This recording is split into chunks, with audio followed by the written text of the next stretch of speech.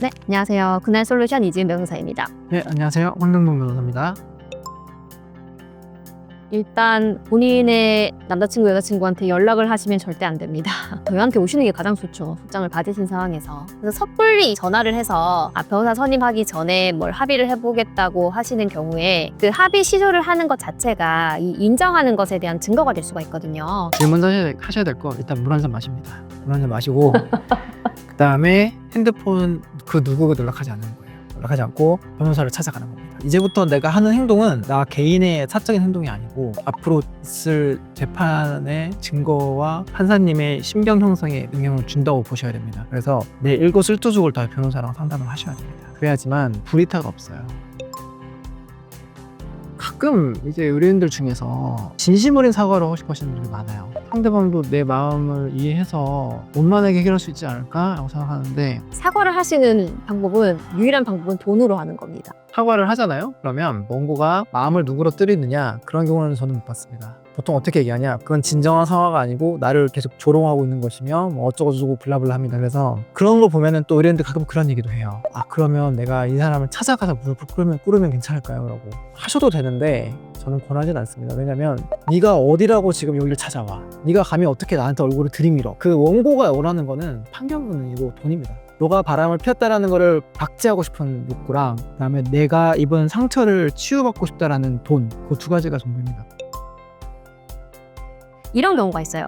서로 법률원 관계에 있는 사이였어요. 저쪽도 배우자가 있고 나도 배우자가 있는 경우라고 하면 사실 공동작전이 더 좋습니다. 그러니까 배우자한테 얘기를 해야 된다는 거죠. 왜냐하면 내가 서장을 받았으면 어때요? 나의 그 부정행위 상대방도 배우자가 있잖아요. 이 배우자가 서장을 보냈잖아요. 근데 내 배우자도 어떻게 돼요? 상간의 피해자죠. 그러니까 내 배우자가 원고가 돼서 그 상대방을 상대로 소송을 할 수가 있는 거죠. 어쨌든 이 혼인관계를 유지를 하고 싶다라는 생각이 조금이라도 있으면 사실 공동대응을 하시는 게 훨씬 낫기는 합니다.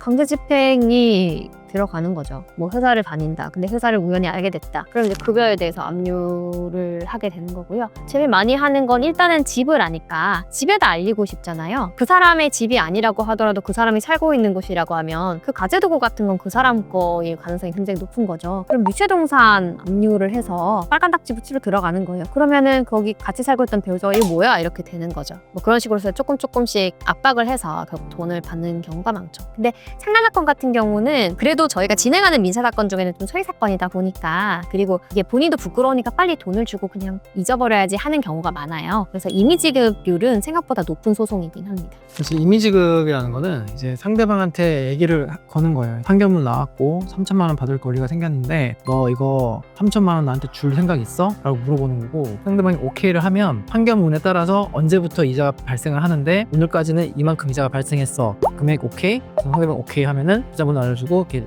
끝나는 겁니다. 바로 쏘는 그게 이미지급이에요. 근데 이미지급이 아닌 케이스는 뭐냐면 너 나한테 돈 줄 생각 있어? 아니 없는데 이게 이미지급이 아닌 겁니다. 그럼 이제 경매를 하든 뭐 주동산 빨간 딱지를 붙이러 가든 그렇게 이제 훈난한 길이 예정이 되어 있는 거죠. 이 상간소송으로 인한 위자료가 한 3천만 원 정도 언저리에서 나오는데 저희가 1억까지 받은 케이스가 있었어요. 근데 이 1억은 어떻게 받았냐 하면 1차로 그 상간이 있었고 이걸 토대로 해서 그 원고와 피고가 약정을 한 거예요. 그러니까 예를 들면 너 지금 나한테 벌렸어. 그러니까 지금 일단 한 1,500만 원 주고 다음에는 뭐 부정행위 이런 거를 입증할 필요도 없이 우리 남편한테 연락 한 번 하면 그거 위반 행위 1회당 1억이야. 이렇게 붙인 거예요.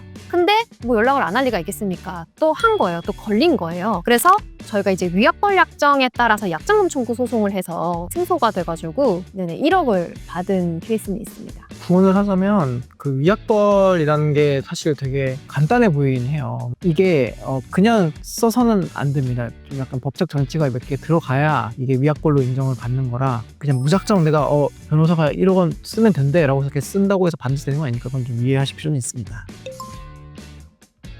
일단 물 한 잔 드시고 가장 먼저 변호사한테 연락하시는 게 맞습니다. 이거 개인적으로 해결하면 되지 않을까? 라는 소위 희망 회로를 돌리시는 분들이 많아요. 근데 제가 변호사 생활을 하다 보니까 희망 회로가 작동하는 케이스는 거의 없더라고요. 대부분 최악의 케이스가 나오고 안 좋은 쪽으로 일이 흘러가더라고요. 그래서 여러모로보나 그날에 오시는 게 가장 낫지 않을까 이렇게 생각은 합니다.